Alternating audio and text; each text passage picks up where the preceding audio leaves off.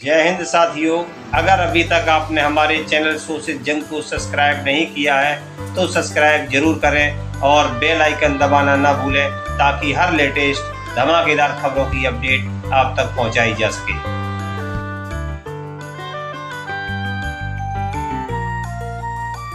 A huge round of applause, my friends, for an eminent speaker, Shri Sanjay Singh Ji. May I kindly request sir to address the gathering. Over to you, sir. मंच पर आसीन आज के कार्यक्रम की अध्यक्षता कर रहे हरियाणा विधानसभा के अध्यक्ष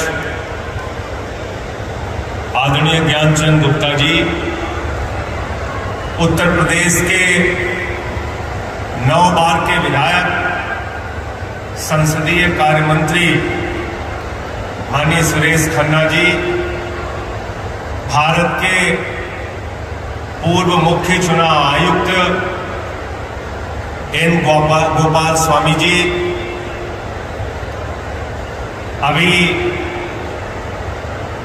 यहां पर गुहा जी अपनी बात कह के गए और मुझे लगता है बहुत ही अच्छे ढंग से उन्होंने आपको अपनी बात समझाने का काम किया। उनका भी मैं हार्दिक अभिनंदन करता हूं। मंच पर आसीन वो तमाम युवा विधायक जिनको आज सम्मानित किया गया,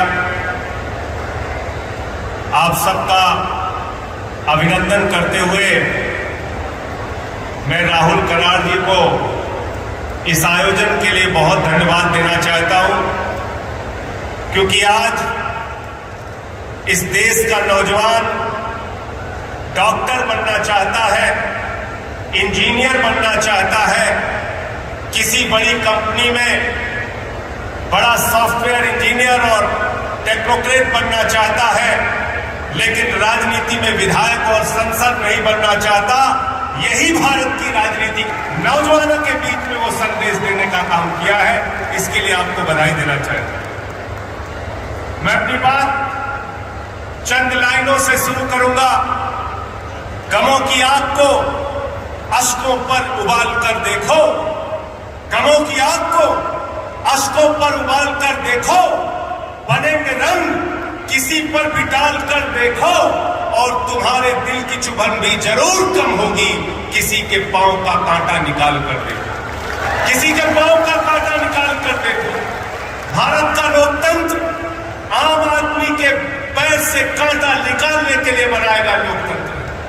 भारत का लोकतंत्र एक महान लोकतंत्र है, दुनिया का सबसे बड़ा लोकतंत्र है, और एक ऐसा महान संविधान बाबा साहब डॉक्टर भीमराव अंबेडकर ने हमको दिया, जिसमें संप्रभुता की बात कही, जिसमें समानता की बात कही, जिसमें धर्मनिरपेक्षता की बात कही।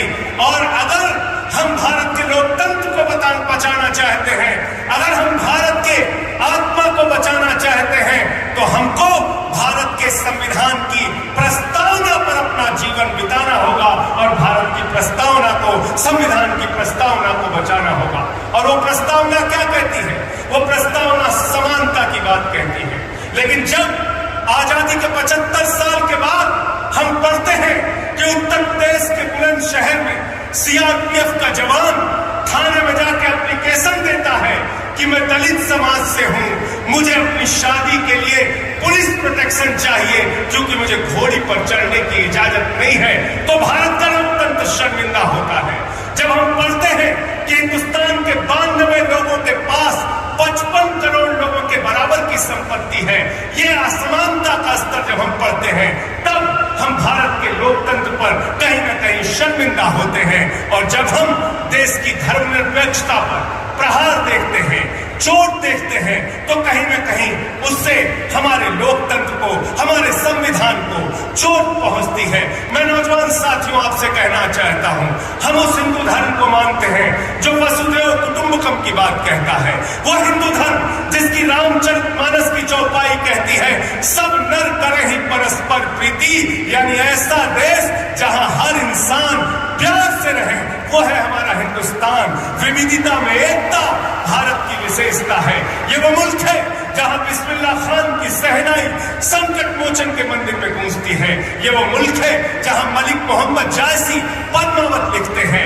ये वो मुल्क है जहां रसखान को पढ़कर हम भगवान कृष्ण के बारे में जानते हैं। ये वो मुल्क है जहां मोहम्मद रफी गाना गाते हैं, सुख के सब साथी दुख में न कोई, मेरे नाम तेरा नाम एक साचा दूजा न कोई। यह है भारत की एकता, यह है भारत की विविधता, यह भारत की विशेषता है जहां अलग अलग भाषा, अलग अलग जातियों, अलग अलग धर्मों के लोग एक साथ मिलकर रहते हैं। वही हमारा भारत महान है।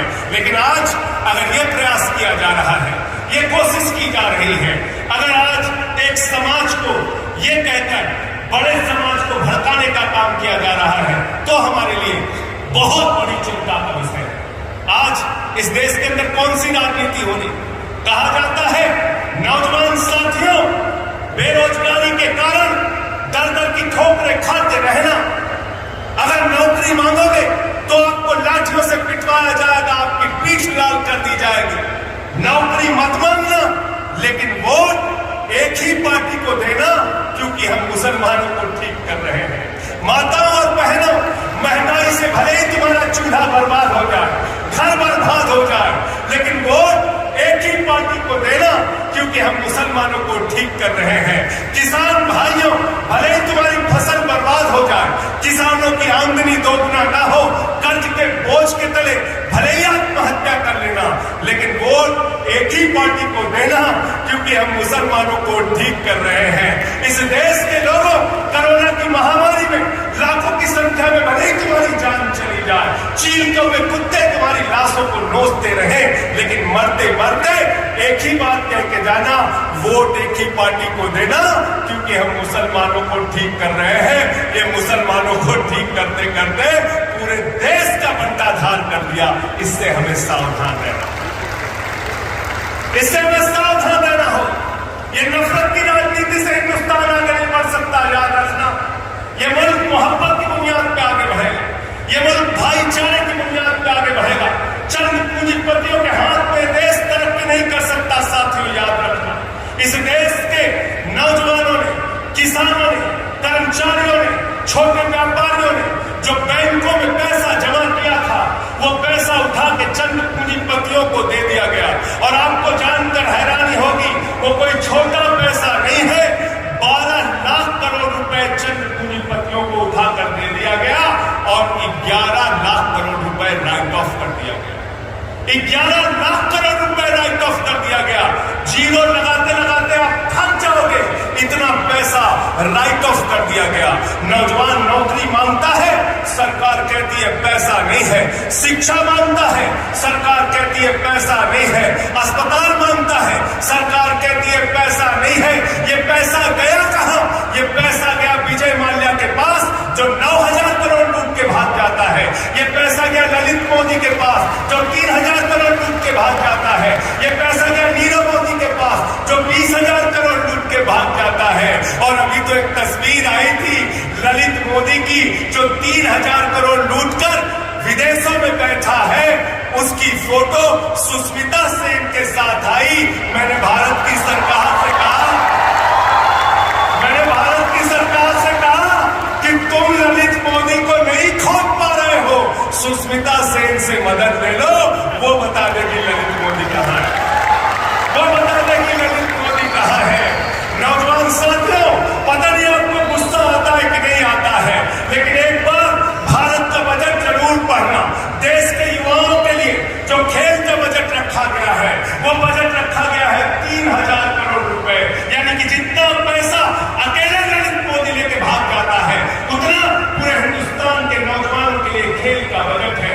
जिसका 3 गुना पैसा विजय माल्या लेके भाग जाता है, उतना पैसा भारत का खेल बजट है। जिसका 7 गुना पैसा नीरव मोदी लेके भाग जाता है, उतना हिंदुस्तान का खेल का बजट है। क्या आपको गुस्सा नहीं आता? क्या आपके मन में नाराजगी नहीं होती? हिंदुस्तान के व्यापारी का नाम यहां लिया गया। 2014 में उस अडानी की संपत्ति थी 39,000 करोड़ रुपए। 2018 में उस अडानी की संपत्ति हुई 57,000 करोड़ रुपए। 2020 में उस अडानी की संपत्ति हुई 2.5 लाख करोड़ रुपए। और 2022 में उस अडानी की संपत्ति हो गई 10 लाख करोड़ रुपए। कितनी हो गई? 10 लाख करोड़ रुपए। नौजवान नौकरी न मिलने के कारण अपनी जान दे रहा है और हिंदुस्तान के एक व्यक्ति के पास 10 लाख करोड़ रुपए है। कहा जा रहा है 2.5 लाख करोड़ रुपए बैंकों का कर्जा उसके ऊपर है, दुनिया का दूसरे नंबर का अमीर बन गया। अरे भाई, हमारे किसी नौजवान को जो यहाँ बैठा है MIT वाला, उसको 2.5 लाख करोड़ का कर्जा दे दो, वो भी अडानी से अमीर हो जाएगा। हो जाएगा कि नहीं हो जाएगा? बताओ, हो जाएगा कि नहीं हो जाएगा? इसलिए ये असमानता, ये विषमता, ये हमें मिटाना होगा। बिल्कुल सही यहाँ पर कहा गया, परिवारवाद की राजनीति इस देश के लिए अभिशाप है। परिवारवाद इस देश की राजनीति से खत्म होना चाहिए, मैं ऐसा मानता हूं। इसलिए मैं आपसे कहना चाहता हूं, चले जाइए कश्मीर, शेख अब्दुल्ला, फारूक अब्दुल्ला, उमर अब्दुल्ला एक ही परिवार की पार्टी, मुफ्ती मोहम्मद शहीद, महबूबा मुफ्ती एक ही परिवार की पार्टी। चले जाइए पंजाब, प्रकाश सिंह बादल, सुखबीर बादल, हरसिमरत कौर, विक्रम मजीठिया, आदेश प्रताप सिंह एक ही परिवार की पार्टी। चले जाइए हरियाणा, चौधरी देवीला, ओम प्रकाश चौटाला, अभय चौटाला, अजय चौटाला, दुष्यंत चौटाला एक ही परिवार की पार्टी। चले जाइए उत्तर प्रदेश, मुलायम सिंह यादव, अखिलेश यादव, रामगोपाल यादव, शिवपाल यादव, धर्मेंद्र यादव, डिम्पल यादव, आदित्य यादव एक ही परिवार की पार्टी। चले जाइए बिहार, लालू यादव, राबड़ी यादव, तेजस यादव, मीसा यादव एक ही परिवार की पार्टी। चले जाइए झारखंड, शिबू सोरेन, हेमंत सोरेन, दुर्गा सोरेन एक ही परिवार की पार्टी। चले जाइए उड़ीसा, बीजू पटनायक, नवीन पटनायक एक ही परिवार की पार्टी। चले जाइए तमिलनाडु, करुणानिधि, काली मोई, स्टालिन, अलागिरी एक ही परिवार की पार्टी। और इस देश की अब तक की सबसे बड़ी पार्टी भारतीय जनता पार्टी, राजनाथ सिंह, पंकज सिंह, कल्याण सिंह, राजवीर सिंह, संदीप सिंह, रमन सिंह, अभिषेक सिंह, प्रेम कुमार धूमिल, अनुराग ठाकुर, वसुंधरा राजे, दुष्यंत सिंह। देश की सबसे बड़ी हिंदुस्तान की आजादी के बाद की पार्टी कांग्रेस पार्टी, चाचा नेहरू, बिटिया इंदिरा, बेटवा राजीव, बेटवा संजय, बहू सोनिया, बेटवा राहुल, बिटिया प्रियंका, दामाद वाड्रा एक ही परिवार की पार्टी। पार्टी कहाँ है बताओ? कहाँ है पार्टी? ये पार्टियां नहीं है, चंद परिवारों का देश के लोकतंत्र पे कब्जा है। अगर ये बात नौजवानों को समझ में नहीं आ रही है तो आने वाले दिनों में भारत की राजनीति का साफ सुथरा दृश्य आप नहीं देख पाएंगे। इसलिए साथियों और दोस्तों, मेरा 2 मिनट थोड़ा पीछे हो जाएगा, वहां भी नहीं बोलने देते पार्लियामेंट में। यहाँ भी इस भारत की छात्र का संसद है, भारत की छात्रों का संसद है और मैं आप लोगों को अभिनंदन करना चाहता हूं और आपसे एक ही निवेदन करना चाहता हूं, इस देश की राजनीति से दूर मत भागिए। अच्छे लोगों ने राजनीति छोड़ दी, इसलिए बुरे लोगों ने उस पर कब्जा कर लिया है। इस देश की राजनीति में अच्छे लोगों को, नौजवानों को, किसानों को, मजदूरों को, रेल पटरी वालों को, जो आम आदमी की बात उठा सके, ऐसे लोगों को भारत की राजनीति में आना पड़ेगा।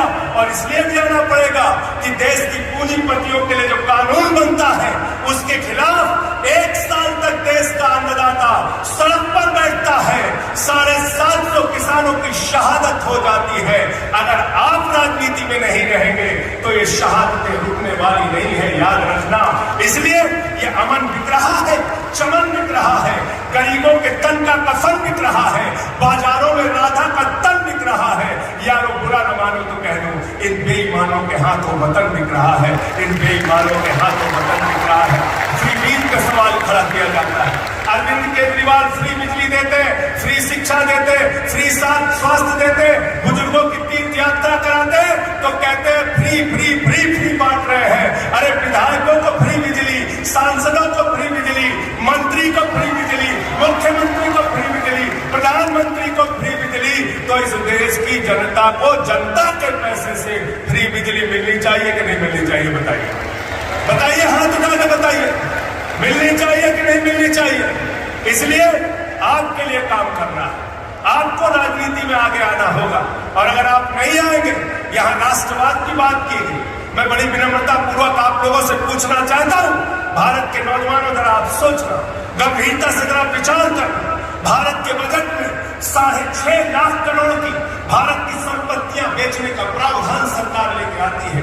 हमारी रेल बेची जा रही है, हमारी सेल बेची जा रही है, हमारा कोल इंडिया बेचा जा रहा है, हमारा बीपीसीएल बेचा जा रहा है, हमारा LIC बेचा जा रहा है, हमारा बैंक बेचा जा रहा है, हमारी सड़कें बेची जा रही है, हमारी बिजली बेची जा रही है, हमारा पानी बेचा जा रहा है, पूरा हिंदुस्तान बेचा जा रहा है। पूरा हिंदुस्तान बेचने की तैयारी है।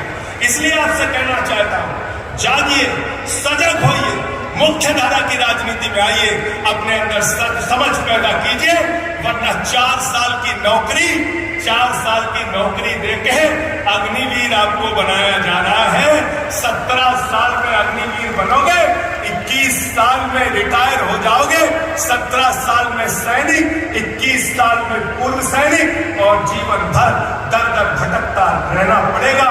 मैं अंत में एक ही सवाल आपके बीच में छोड़कर जा रहा हूं, जरा सोचना, अगर हिंदुस्तान की सेना 34,000 सेना हर साल कम होगी, अगर हिंदुस्तान की सेना 20 साल तक 34,000 कम होती रही, तो भारत की सेना आधी हो जाएगी। ये कौन सा राष्ट्रवाद है? ये कौन सा भारत माता के प्रति हमारा प्रेम है? कैसे भारत की सीमाओं की सुरक्षा होगी अगर हमारे सैनिकों की संख्या कम की जाएगी? इसलिए नौजवान साथियों, इन सवालों पर सोचिए, आगे बढ़िए, आवाज लगाइए और भारत की राजनीति को स्वच्छ और साफ सुथरा कीजिए। आप शहीद आजम भगत सिंह को मानने वाले हो, आप शहीद सुखदेव और शहीद राजगुरु को मानने वाले हो, आप शहीद चंद्रशेखर आजाद को, रोशन सिंह को, राजेंद्र दहड़ी को, अशफाकुल्लाह को मानने वाले हो, आप 18 साल के शहीद खुदीराम बोस को मानने वाले हो। आपने प्राणों की आहुति दी, तब हिंदुस्तान आजाद हुआ। आपने अपनी कुर्बानी दी, तब हिंदुस्तान का लोकतंत्र 77 में बचा। और आज अगर भारत के लोकतंत्र पे, भारत की धर्मनिरपेक्षता पे, भारत की संप्रभुता पे, भारत की एकता पे अगर खतरा आ रहा है, तो उसको बचाने की जिम्मेदारी भी आप नौजवानों को उठाना पड़ेगा। बहुत बहुत शुक्रिया, बहुत बहुत धन्यवाद। इंकलाब, इंकलाब, इंकलाब, युवा शक्ति, युवा शक्ति। ये थे चर्चित राज्यसभा सांसद संजय सिंह। भाषण की स्पीच कैसी लगी कमेंट बॉक्स में अवश्य लिखें, और अगर अभी तक आपने हमारे चैनल शोषित जंग को सब्सक्राइब नहीं किया है तो सब्सक्राइब अवश्य करें और बेल आइकन दबाना ना भूलें, ताकि हर लेटेस्ट धमाकेदार खबरों की अपडेट आप तक पहुंचाई जा सके।